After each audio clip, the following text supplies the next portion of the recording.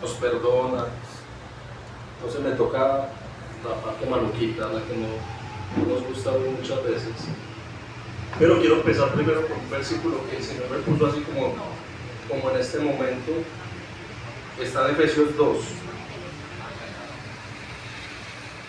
Porque este versículo, los que lo vean y tienen sus Biblias para que lo busquen. Efesios 2, 8. Desde el 8.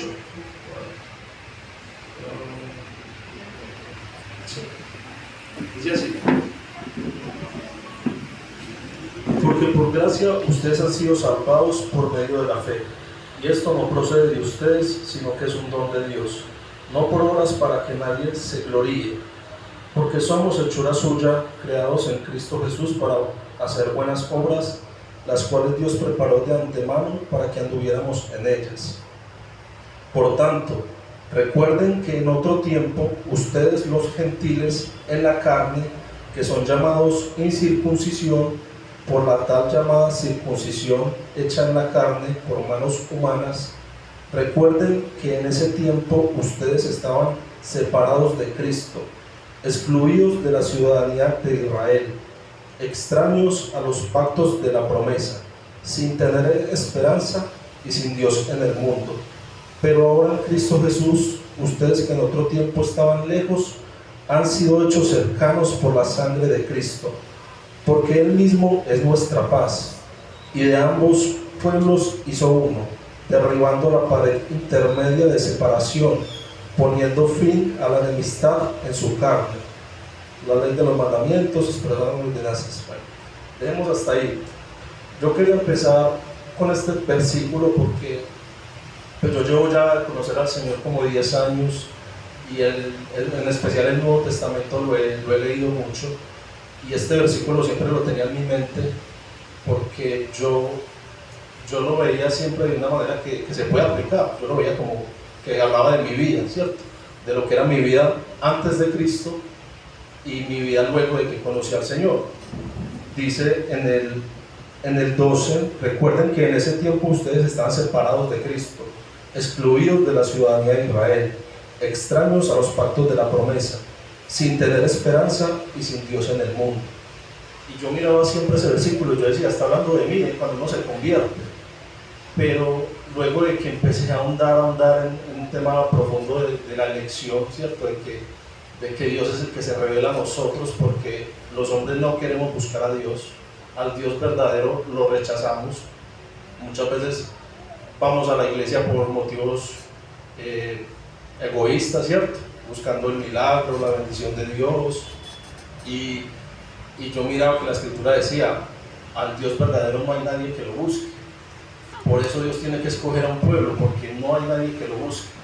Entonces este texto, el Señor, yo siento que me dio una revelación, y mirando por varias interpretaciones dije, sí, el texto no está hablando de mí, no está hablando de usted, el momento en que usted conoció al Señor y le cambió la vida y tuvo un encuentro con el Señor.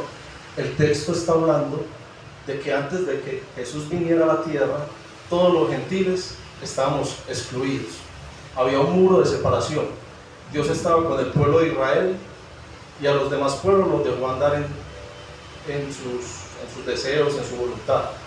Y yo dije, wow, ¿hasta dónde llega la culpabilidad del hombre?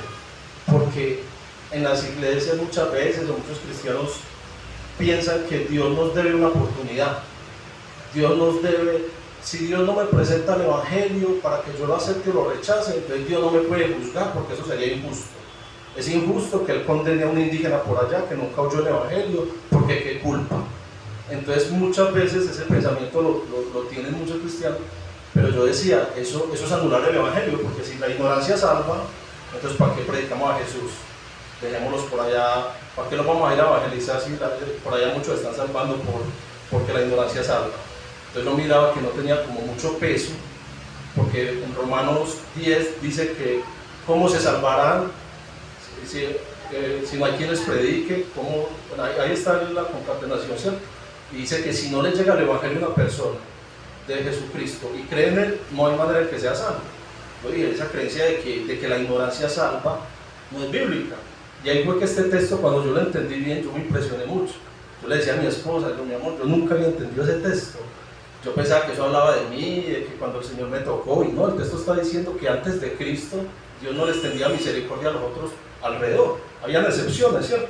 Habían excepciones de algunos extranjeros que entraban, pero el texto aquí dice que en general todos estamos excluidos, como dice Pablo, que había un muro de separación entre los judíos y los gentiles. Y Dios dejaba que todos los otros gentiles adoraran dioses paganos, los dioses de su imaginación, ¿cierto? Ustedes han oído de los dioses paganos, ¿cierto?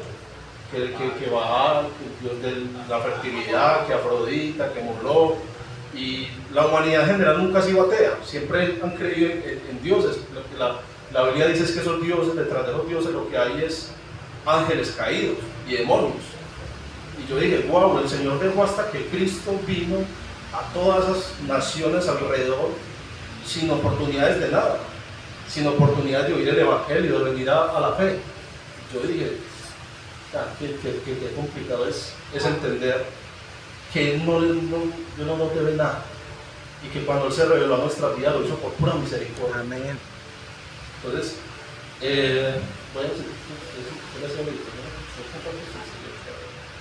en Romanos 1, Romanos es para muchos teólogos el mejor libro de la Biblia. Mi favorito es otro, ¿cierto? Pero para muchos teólogos el Romanos, que Dios con el libro de Romanos ha hecho grandes cosas. Por ejemplo, no sé si sabían que hubo un hombre que se llamó Agustín de Hipona, que fue de los primeros cristianos por ahí en el siglo 400, y él era muy moral, tenía una madre cristiana, pero él era muy moral, era fornicario, mujeriego, se metía con prostitutas, muchas cosas, ¿cierto?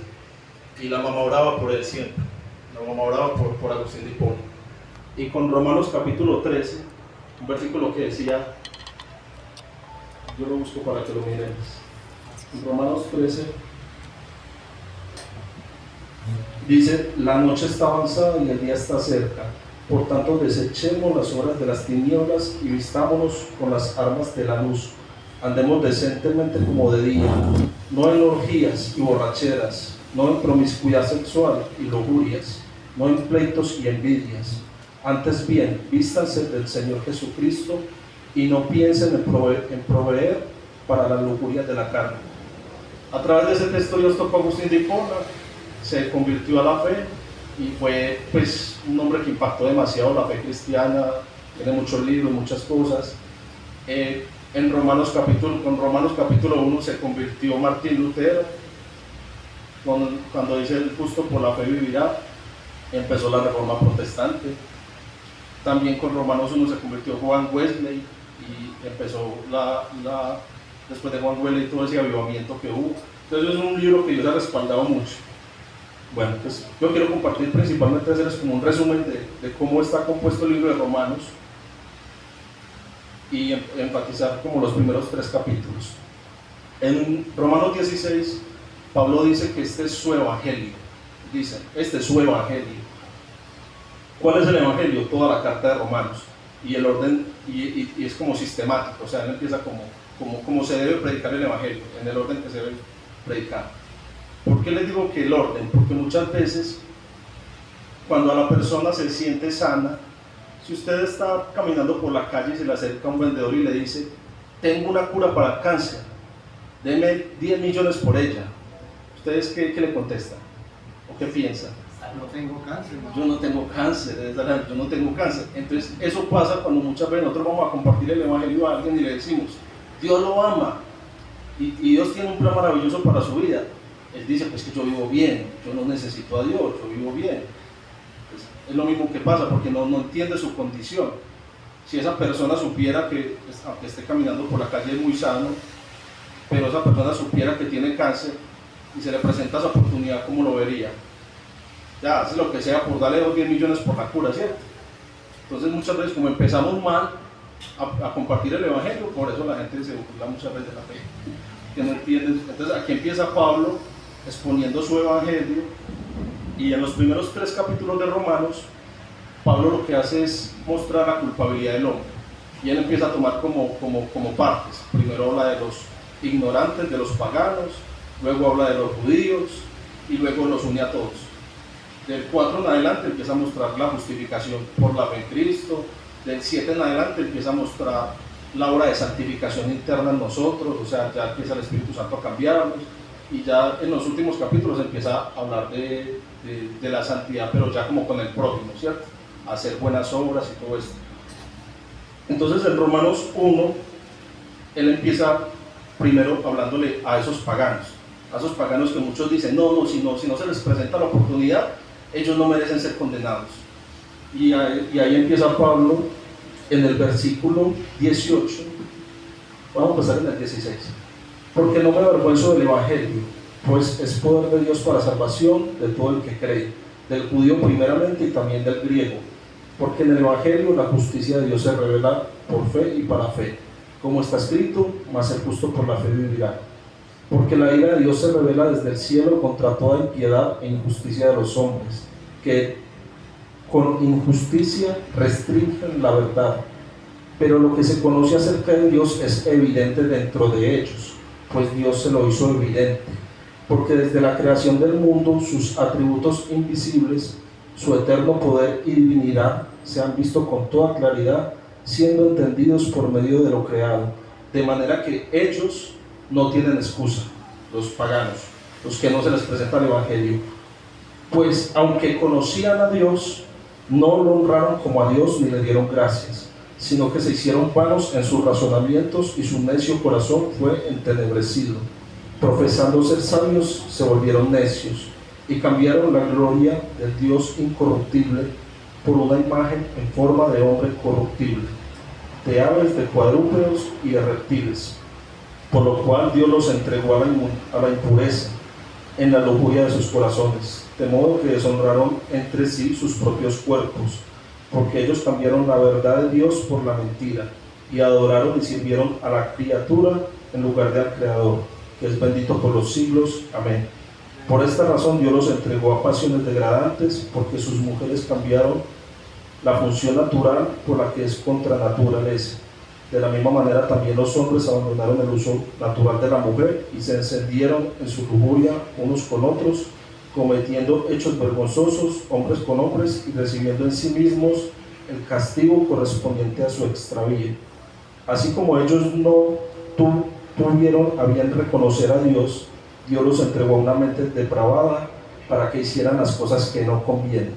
Están llenos de toda injusticia, maldad, avaricia, malicia, llenos de envidia, homicidios, pleitos, engaños, malignidad, chismosos, detractores, aborrecedores de Dios, insolentes, soberbios, jactanciosos, inventores de lo malo, desobedientes a los padres, sin entendimiento, indignos de confianza, sin amor, despiadados.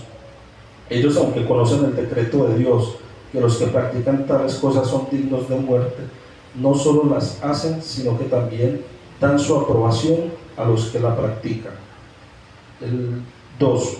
Por lo cual no tienes excusa, oh hombre, quien quiera que seas tú, que juzgas a otro, pues en lo que juzgas a otro, a ti mismo te condenas.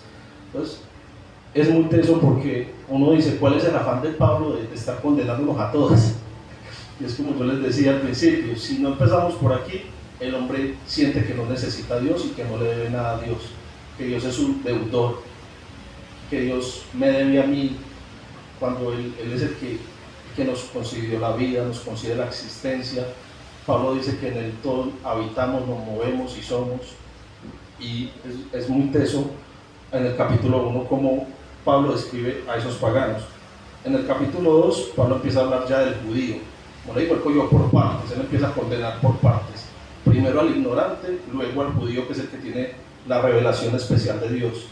Y empieza él aquí a hablar todo este capítulo 2 de las acusaciones contra el judío.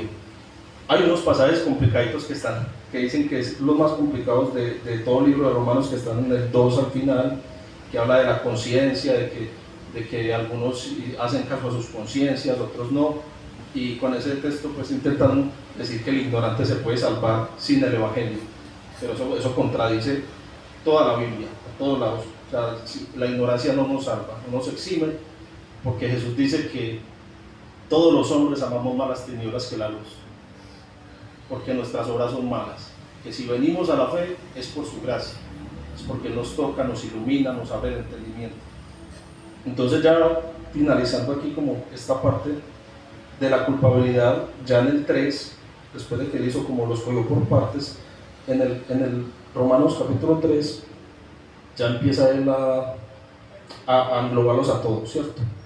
Entonces él dice, hablando, entonces somos nosotros mejores que ellos, de ninguna manera, porque ya hemos denunciado, de Romanos 3:9, ya hemos denunciado que tanto judíos como griegos, o sea, como gentiles, ya tanto judíos como gentiles están todos bajo pecado. Ahí está ya cuando los engloba, todos están bajo pecado. Y empieza, como está escrito, y aquí empieza él a tomar pasajes del Antiguo Testamento, en los Salmos, en varias partes, en especial en los Salmos, para demostrar lo que Dios dice acerca del hombre. Entonces él dice, esto no me lo inventé yo. Pablo es como diciendo, esto no me lo inventé yo, esto está en el Antiguo Testamento. Dios ha revelado esto acerca del hombre. El hombre no lo quiere aceptar, el hombre siempre se quiere ver bueno, se quiere ver que yo soy mejor que aquel, que yo soy, y siempre nos estamos comparando con el vecino, con el de lado, para no aceptar la culpabilidad. Entonces Pablo aquí toma Salmos y empieza él a decir, no hay justo ni aun uno, no hay quien entienda, no hay quien busque a Dios. Aquí que muchos decimos que estamos buscando a Dios, lo que pasa es que Él nos está trayendo, Él es el que sale en búsqueda de nosotros. Todos se han desviado, a una se hicieron inútiles, no hay quien haga lo bueno, no hay ni siquiera uno. Sepulcro abierto es su garganta, engañan de continuo con su lengua, veneno de serpientes hay bajo sus labios, llena está su boca de maldición y amargura, sus pies son veloces para derramar sangre, destrucción y miseria hay en sus caminos, y la senda de paz no han conocido. No hay temor de Dios delante de sus ojos. Bueno, ahí da todo eso, recopilación de muchos salmos. Y ya por aquí, empieza ya en el 20 a decir, porque por las obras de la ley ningún ser humano será justificado delante de él, pues por medio de la ley es el conocimiento del pecado. Entonces ahí, como ahorita hablamos en el discipulado, ¿cierto? La ley no fue dada para que los hombres nos salváramos, porque no somos capaces, ni todos nos quedamos cortos. Aquí más adelante dice, todos quedamos destituidos de la gloria de Dios. La ley es para que reconozcamos que somos pecadores, que necesitamos un Salvador. Pablo dice por allá en Gálatas que la ley ha sido nuestro ayo para llevarnos a Cristo. Ayo es como maestro, o sea, la ley es, dice Pablo, como un maestro para llevarnos a Cristo, para que entendamos nuestra condición. Entonces aquí sigue, ya para acabar, dice que por medio de la ley nadie será justificado, pero ahora, aparte de la ley, la justicia de Dios ha sido manifestada, confirmada por la ley y los profetas. Esta justicia de Dios por medio de la fe en Jesucristo, para todos los que creen, porque no hay distinción, por cuanto todos pecaron y no alcanzan la gloria de Dios. Ahí es cuando dice, o sea, por las obras no podemos. Y ahí la necesidad de compartir el Evangelio, porque es cuando alguien recibe al Señor, que el Señor nos imputa esa justicia. A muchos vemos como muy injusto, y muchos hemos peleado con Dios porque por la doctrina del pecado original, ¿cierto? Que por culpa de Adán todos hemos sido llamados pecadores, y el pecado entró a todos los hombres y todos pecamos. Pero nadie se queja cuando aquí la Biblia dice que Jesús nos da esa justicia a nosotros, y ahí inclusive con Jesús hay dos imputaciones, porque Jesús nos imputa a nosotros su vida perfecta desde el nacimiento hasta la cuna, y luego en la cruz paga el pecado que nosotros merecemos. Hay dos imputaciones, y de estas sí nadie se queja, ¿cierto? De estas dos sí nadie se queja.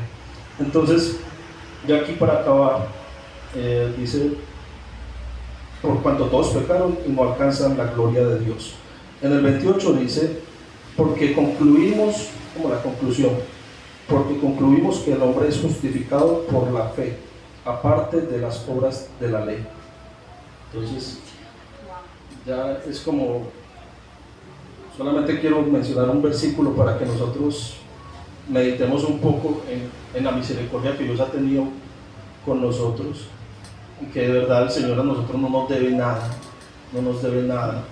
por eso es gracia, porque Él no la debe, Él no le debe al hombre nada, nos concede la vida, la existencia y todos los hombres lo que hacemos es rebelarnos contra Dios, inventarnos dioses falsos, dioses que nos aprueben a nosotros en nuestras conductas pecaminosas.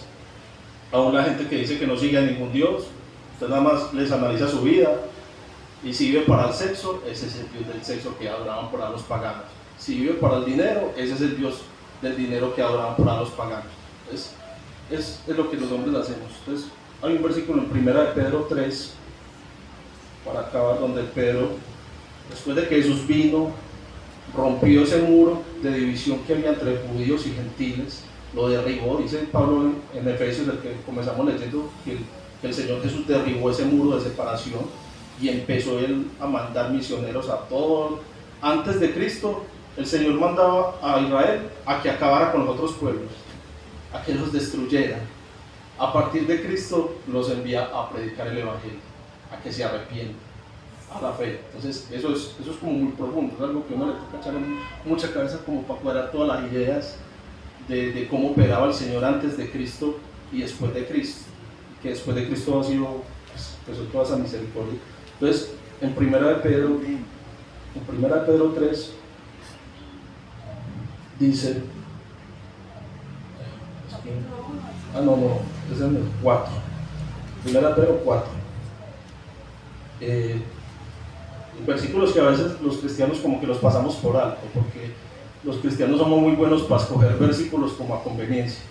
Entonces, por aquí cuando dice que Dios me va a bendecir, sí, por aquí cuando dice que Dios solo quiere mi bien, sí, que Dios quiere que prospere mi alma como prospero yo, todos estos los cogemos, pero los que hablan por allá de lo que nosotros debemos dar, eso sí, por allá los ponemos a un lado, y este es uno de esos.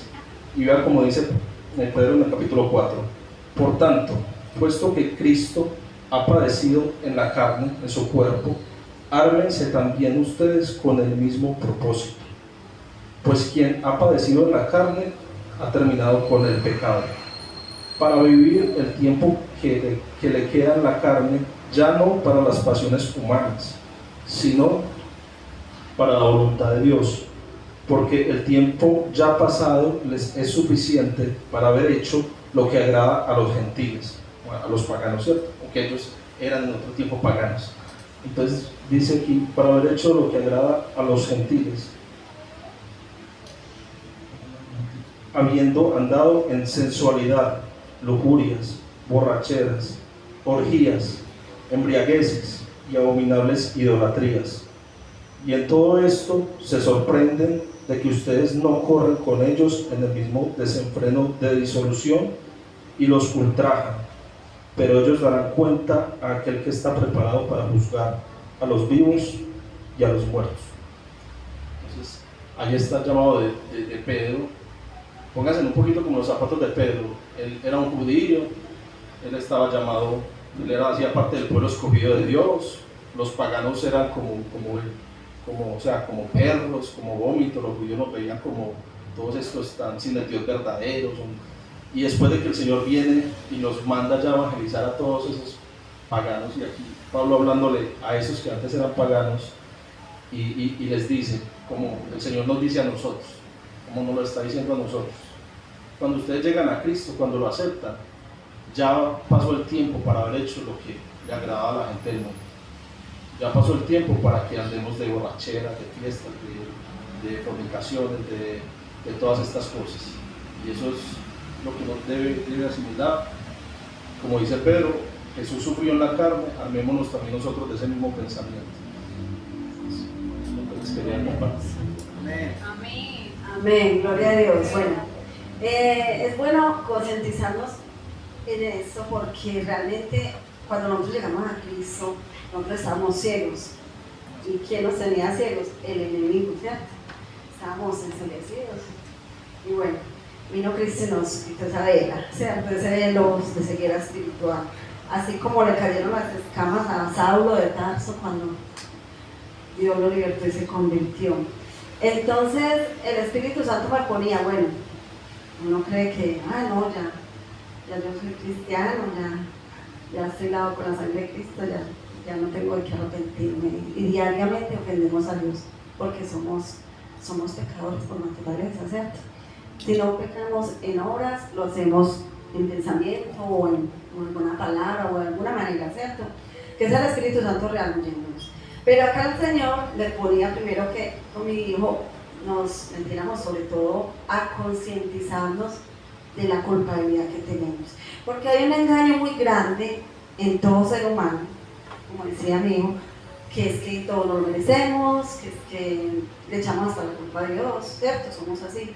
Pero resulta que la palabra de Dios dice todo lo contrario. Dice que por su misericordia no hemos sido consumidos.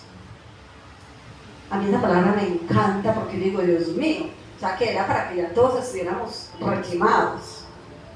Así como descendió fuego del cielo de Sodoma y Gomorra, como todos, así debería haber hecho hace rato con toda la tierra, pero ¿por qué no lo ha hecho? Primero porque tiene un plan perfecto de salvación, ¿cierto? Y un plan perfecto de todo lo que piensa hacer. Pero, segundo, porque por su misericordia, primeramente, es por su misericordia que no hemos sido consumidos, ¿cierto? Dice que son nuevas cada mañana sus misericordias. Y a veces nos quejamos el por qué nos pasa esto y por qué nos pasa lo otro, y cuando nos pasa lo malo le echamos la culpa a Dios. Eso es como ya muy natural en el ser humano. Pero resulta que Dios no tiene nada que ver en el cuento lo malo que nos está pasando, sino que nosotros mismos, por nuestras actitudes, por nuestro no arrepentimiento y verdadero arrepentimiento genuino, estamos cosechando lo que sembramos. Somos víctimas de nuestro propio invento. Por eso dice la palabra: no os engañéis, Jehová no puede ser burlado. Todo lo que el hombre segare, a sí mismo recogerá. Si tú siembras mal, no pretendas que vas a recoger bien. Si tú plantas un árbol y siembras para que te dé mangos, no pretendas que te dar moras. O sea, lo que tú siembras, eso vas a recoger. Eso es la ley. ¿Sí o no? Entonces, no, hay muchas cosas que son consecuencia de nuestras propias actitudes. Ay, ¿por qué al hermano le va tan bien y por qué yo no? Me resulta que acontece que el Espíritu Santo me puso 3 textos. Me los puso en estos días y yo quedé muy impresionada. Y vamos a ir primero.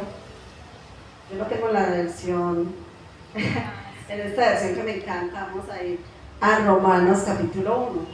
Yo no he hablado mucho aquí con este texto, no sé, Señor, ¿por qué nos hablará tanto con este texto? Y dice en Romanos capítulo 12, versículo 1, dice, en esta versión, capítulo 12, versículo 1, dice, leo en el nombre del Padre y del Espíritu Santo, dice, por lo tanto, amados hermanos, les ruego, vamos a escuchar paso a paso, les ruego que entreguen su cuerpo a Dios. Oigan, está hablando de su cuerpo, voy a ir parando. Resulta que nosotros pensamos que solo nos debemos de santificar de pronto nuestra mente y muchas otras cosas, y no nuestro cuerpo. Y cuando la palabra de Dios dice santificados, vuestro cuerpo, alma y espíritu. O sea que el cuerpo también es importante para Dios. El cuerpo también hay que saberlo cuidar, santificarlo en cuanto a alimentación, en cuanto a no fumar, vicios, todas esas cosas te están destruyendo lo que Dios te dio, el cuerpo, ¿cierto?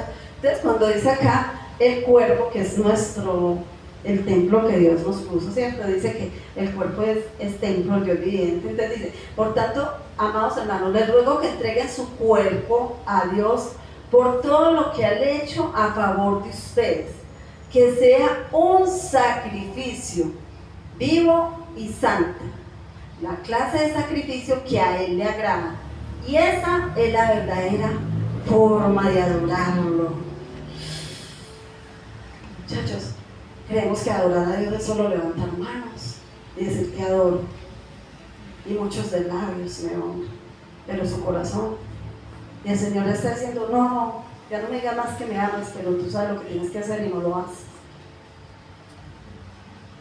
Y el Señor quiere, cuando dice que entreguemos nuestra vida en un sacrificio, me pongo yo en primer lugar porque Dios primero me habló a mí, en un sacrificio, es porque nos va a doler. ¿Ustedes creen que a Cristo no le dolió una cruz? Los clavos, la corona, las burlas, todo lo que le hicieron, mucho, y fue llevando al pecado a todos nosotros. Y nosotros, porque somos tan recelosos, Señor, esta ya sí te la entrego, pero esta no. Y el Señor está diciendo todo. Os ruego que entreguen todo su cuerpo. Pastor Charles me encanta cuando Dios lo usa para decir al 100%. Me fascina. Porque es que cuando el Espíritu Santo me pone en cuál por ciento estaré, cuánto me falta por rendir. Porque es que Dios no pide medias, a Dios no le gustan las cosas a medias. Si Él entregó todo a nosotros, porque somos tan egoístas, porque nosotros nos reservamos cosas, nos creemos dueños de nosotros mismos, cuando todo Dios nos lo dio, este cuerpo todo, y Dios nos está diciendo, entreguen todo su cuerpo, y es también el Señor que dice, les ruego, y a quién le rogó, a Jesús, ¿quién le rogó? Jesús el Padre llegó y Él dijo, aquí estoy, Señor, yo hago tu voluntad. A nadie le rogó y Él lo hizo todo por amor. Sabía que debía ser sacrificado. Pero nosotros somos los rogados. Nosotros somos los que, ay Señor, despuésito, deme tiempo, y somos postergados. Ay, todavía estoy muy joven. Ay, tal cosa, ay, la otra. Excusas, posterga. Y queremos ya estar. No vamos a alcanzar el propósito de Dios si no nos rendimos totalmente a Dios. Hay cosas en nuestra vida que todavía nos falta entregarle a Dios. Pero creemos que, solo Dios, como Él es el dador de todo, el dador de la sanidad, de la liberación, de la provisión, de las bendiciones. Como decía mi hijo, todo lo merecemos. Él como que nos debiera. Y nosotros quedamos cuando el Señor dice, la palabra, que no me gusta la palabra de Dios, dice, amarás al Señor tu Dios con todo tu corazón, con toda tu mente, con todas tus fuerzas. Esa toda. Queremos todas las bendiciones, pero cuando nos dice todo lo que tenemos que entregar nosotros, ahí sí, no, hasta ahí. Resulta que el Señor, ¿por qué nos está dando esta palabra? Porque al final tiene propósitos muy grandes con nosotros, pero nosotros no te reservamos muchas cosas. Y es de admirar al apóstol Pablo, porque el apóstol Pablo se le veía esa entrega de rendirse totalmente a Dios, que decía, todo lo tengo por basura, yo no me importa la plata, por amor a Cristo, no me importa sufrir ayunos, naufragios, por llevar el evangelio a todos esos perdidos de Roma, de Corinto, de Efeso. O sea, él decía, y si muero me gozo. Y ya sabía que iba a ser a los últimos 70 años, no sé cuánto, iba a ser sacrificado. ¿Y qué dijo antes de morir? He corrido la batalla, he alcanzado, he peleado, me espera la corona de vida. ¡Qué dicha! Qué dicha que nosotros pudiéramos morir al yo para que realmente Cristo viva en mí, para que realmente, como dice la palabra, porque estos días le decía yo a mi esposo, a mi familia les decía tan fácil que a los cristianos les encanta decir, ya no vivo yo, Cristo vive en mí. Ay no, ya no vivo yo, Cristo vive en mí. Y no sabemos ni lo que estamos diciendo. No sabemos ni lo que estamos diciendo, porque cuando decimos ya no vivo yo, es que realmente yo ya no. Ya Cristo es el que vive en mí. Y cuando ya no vivo yo, el Señor me ponía esta palabra. ¿Saben qué palabra me ponía? Me ponía, el que quiera seguir en pos de mí, tome su cruz, niéguese a sí mismo. Niéguese a sí mismo. Vamos a parar ahí. ¿Qué es negarse a sí mismo? Al yo. Al yo.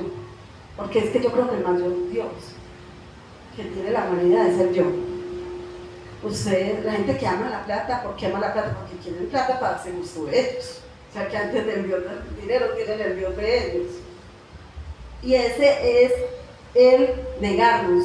Cuando realmente nos rendimos, es negarse a lo que yo quiero para hacer la voluntad de Dios. Cuando María dijo, he aquí la esclava mía, hágase en mí según tu voluntad, ¿qué estaba haciendo? Negándose al yo para hacer la voluntad de Dios. Y nosotros, ¿qué nos falta por negarnos? Muchas cosas, muchachos, muchas. ¿Qué nos está pidiendo el Señor? Señor, ¿qué necesito? Ayúdame a entender tu voluntad. Ayúdame, rasga todavía esa ceguera que tengo espiritual para entender cuál es tu plan perfecto con mi vida. Porque el enemigo es experto en cegarnos la visión que Dios tiene. Así como se la cegó a Sansón cuando abrió puertas con Dalila, quedó ciego. Y cuántos, aún conociendo de Dios, han vuelto atrás y quedaron ciegos, ¿cierto? Vamos a buscar la palabra de Dios en un texto que Dios me habló muy lindo, que está en Primera de Pedro, capítulo 1, voy a leer el 13 hasta el 15. A mí me encantó porque cuando uno estaba sin Dios, uno estaba ciego y guía de ciego y engañado y bueno, de todo, ¿cierto? Cuando llegamos a Cristo, el Señor nos hace libres, ¿cierto? Ya no estamos esclavos al pecado y todo eso. Pero resulta que el enemigo, ¿qué quiere? El enemigo no ataca al inconverso porque el inconverso ya es de él. Él ataca al pueblo de Dios y lo ataca engañándolo y viéndole la caída. Por eso el Padre nuestro dice, no nos dejes caer en tentación, porque Él siempre está como león rugiente viendo a quien devorar y como buscando la caída. El diablo se viste como ángel de luz y te pone la tentación que más te gusta, esa de tu debilidad. Que es que un muchacho joven le gusta la mona zarca, así se la pone para ver si cae. Y así es el enemigo, o sea, la tentación, porque tú sabes que al caer estás ofendiendo a Dios, porque el pecado es el que nos aleja de Dios, ¿cierto? Por eso debemos de pedir al Señor que crea en nosotros un verdadero arrepentimiento,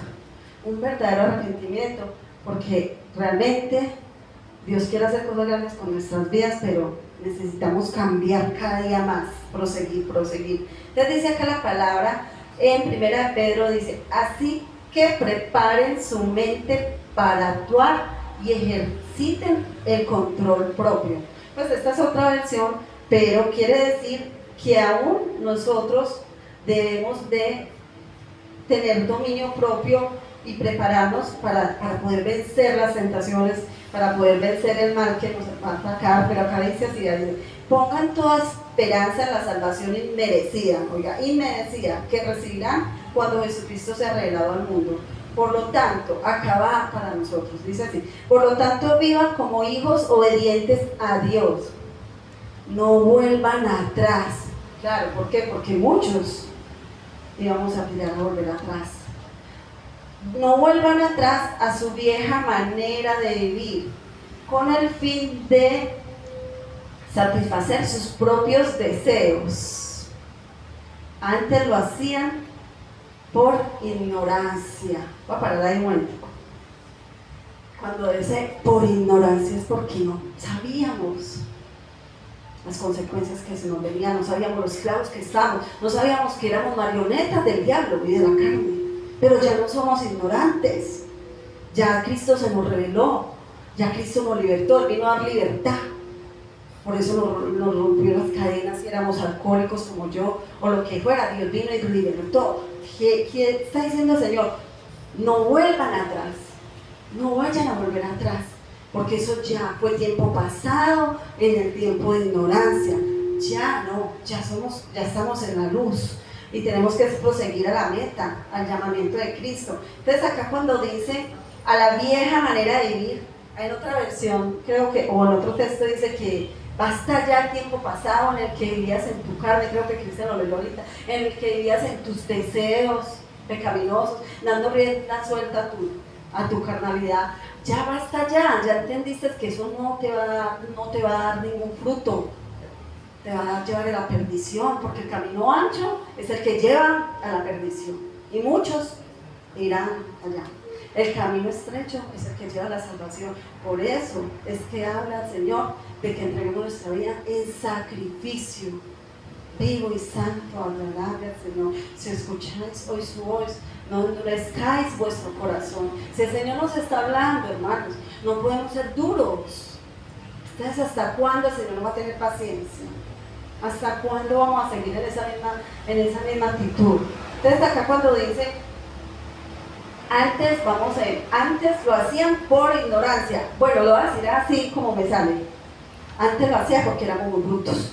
La verdad es esa. Brutos, tapados, necios, ciegos, como la canción, sordos, mudos, todo. Antes lo hacíamos. Pero ahora no.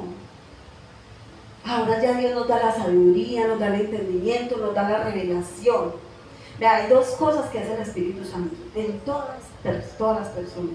Una, convencer de pecado, juicio y justicia. Y no solo creemos que eso es solo para los que van a ser santos, también para nosotros, porque nosotros seguimos fallando. Y todavía el Espíritu Santo sigue rearguyéndonos, convenciéndonos. Y hay otra que es que nos revela a Jesucristo. Eso es lo que hace el Señor. ¿Y qué quiere? Que cada día nosotros conozcamos más a Jesús.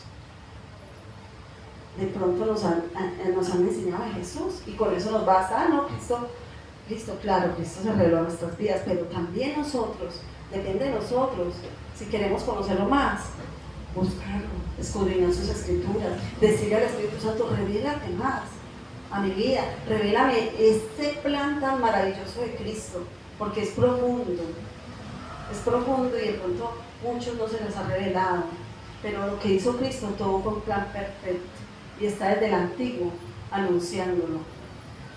Y el Espíritu Santo es el que se nos da, porque dice que nos guía a toda verdad.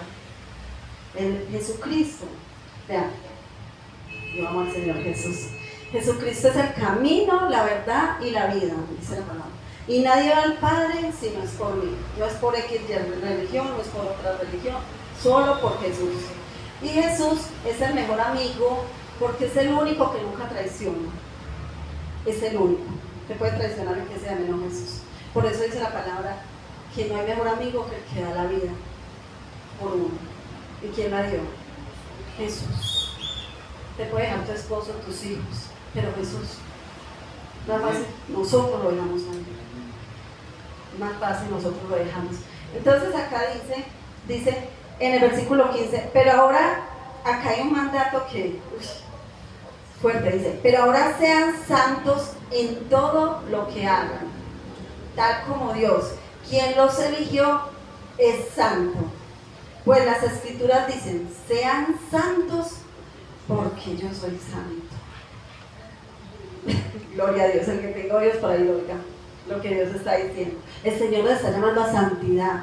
Hermano, en el amor del Señor les voy a decir algo. Nosotros tenemos que estar apercibidos de los tiempos, de lo que se está pasando, de que las profecías cada día se van cumpliendo. Así como vemos cuando sabemos que va a llover, cuando sabemos que va a hacer sol, también debemos de estudiar las profecías para ver cómo se van cumpliendo. Y tenemos que estar preparados porque Jesucristo cada día está más cerca.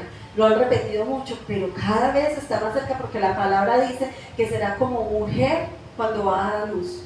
Las contracciones cada vez más fuertes. Y así cada vez la tierra va a estar gimiendo hasta que venga el Hijo de Dios por segunda vez. Y dice que va a venir por una iglesia, ¿qué? Sin mancha y sin arruga. No es todo el que crean Cristo. No crean que Cristo viene y ve cristianos tibios y se va a llevar. Y eso a mí me toca mucho, porque yo digo, Señor, yo no quiero estar tibia, yo quiero estar caliente. Quiero estar como las 5 vírgenes que estaban despiertas, velando y orando, porque Él venía y 5 no estuvieron atentas y 5 estuvieron dormidas, las venció el sueño. Porque es que el enemigo se asusta en 3 formas: pereza con el sueño, desánimo y duda. No nos podemos dejar engañar, no nos podemos dejar adormecer del enemigo. Por eso muchas partes de la Biblia dice: despiértate, tú que duermes, y levántate de los muertos y te alumbrará Cristo. Hermanos, tenemos que despertar. No podemos seguir en este adormecimiento.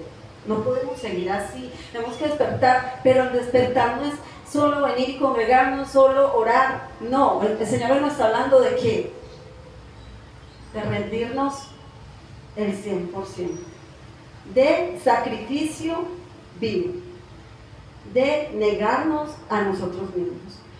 El Espíritu Santo es el que nos redarguya y nosotros mismos pensemos, Señor, ¿qué más tengo que negar? O todavía hay muchas cosas. Hay personas que saben que tienen que dejar y no lo dejan. Y después vienen y le reclaman a Dios, ¿por qué me está pasando esto? Sabiendo, a Dios no lo podemos engañar. El Señor nos está diciendo que hay que sacrificar, que hay que rendirnos, que a mí el Espíritu Santo me ponía algo. Ustedes saben que Dios es celoso. Dice que Él es digno, solo Él es digno de toda gloria, honra y adoración. Y que fuimos creados para adorarle, ¿cierto? Pero ¿qué pasa? Que cuando tú no le das el primer lugar a Dios, hay un problema. La idolatría es pecado. Los idólatras no le dan el reino de los cielos. Y cuando tú llegas y coges el trono, porque acá tenemos un trono en el que está sentado Dios, cuando recibimos a Dios y le decimos, Señor, aquí estoy. Pero cada rato llegamos y bajamos a Dios del trono. Y primero yo, o mi carne. Y cuando nos conviene, no me lo ponemos, cuando no, aquí, como si Dios fuera un pete. Es que rendir es rendir. Y muchas veces tiene que ser tocada la carne, aún de nosotros, para podernos rendir. A veces tiene que ser tocada y porque estamos enfermos, ante el amor de Dios. A veces así nos arrepentimos. A veces así verdaderamente tenemos un verdadero arrepentimiento. El Señor me da esta palabra porque nos está confrontando. ¿En qué sentido? Porque el Señor viene a juzgar primero a nosotros, a su casa. Viene primero a juzgar a nosotros y nosotros no podemos poner la vida cristiana como otra religión más. La vida cristiana no es otra religión más. Es un rendir completamente a Dios. Mira, no estamos para perder tiempo. No estamos para perder tiempo, hermanos. Que ya hemos dicho, hice la voluntad de Dios y dejé el rastro de lo que Cristo quería hacer en mi vida, pero no mi propia voluntad. Porque entonces no dice nada. La voluntad de nosotros. Dice la palabra que sus pensamientos son mucho más altos que los nuestros. Y sus caminos. Si nosotros creemos que lo que nosotros pensamos es lo mejor, estamos equivocados. Lo mejor es la voluntad de Dios en nuestra vida. Y por eso hemos de pedirle al Señor, Señor, revela cuál es tu voluntad en mi vida. Porque en cada uno de nosotros Dios tiene un plan perfecto. Pero también depende de nosotros y lo queremos cumplir. No todo lo podemos entregar a Dios. También depende de nosotros. Porque la palabra de Dios está mostrado con todos los siervos de Dios, cuando desobedecían, cuando obedecían, como le decían. La palabra de Dios está clara. Y a veces pensamos, por ejemplo, vamos a ir, porque el Señor me ponía que le pidamos al Señor que nos cree en nosotros un verdadero arrepentimiento. Y les voy a contar un pequeño testimonio antes de entrar a orar por todos ustedes. Y está... Bueno, estos días que tuve una reunión en una casa, el Señor me ponía a hablar mucho por una señora cuando se llegó el momento que me permitió llegar al lugar donde yo estaba. Fue tan hermoso porque yo vine de un verdadero arrepentimiento. Era tan grande el arrepentimiento de esta mujer que el enemigo está aprovechando eso para acusarla. Y era, ay no, pero ¿será que Dios sí me perdonó? Ay no, es que yo estoy muy arrepentida, pero ¿será que si Dios me perdona? Es que yo no puedo ni dormir. Yo, claro, ya el enemigo la estás atormentando. Pero tú te arrepientes, el Señor te perdona si lo haces de corazón, pero no es solo llorar, no es solo quebrantar tu corazón en oración, es que te pares de ahí y cambies de actitud. Y cambies de actitud y coja la vida que Dios quiere. Que no sea que te toque como Jonás, que tengas que llegar a tu boca del pez para poder entender que nada de nada sirve ir en vía contraria. De nada sirve. Entonces, estamos a tiempo de encaminarnos, porque si somos rebeldes, ¿saben qué dice la palabra? Ay, poder. Salmo 32 dice, no seas como el mulo, sin entendimiento, que tiene que ser como los caballos, que les ponen un freno para poder guiar la cabeza, que tenga que ser frenado con situaciones que tengas que, como cuando puso a hablar a la mula, para que entiendas que por ahí no es, que te estás destruyendo, que vas a caer hondo. Te haré entender. No sé a quién está hablando el Señor. Te haré entender y te enseñaré el camino que debes andar. No lo entiendes, te he hablado, te he puesto personas, te hablo a través de la palabra, te pongo, y no lo entiendes.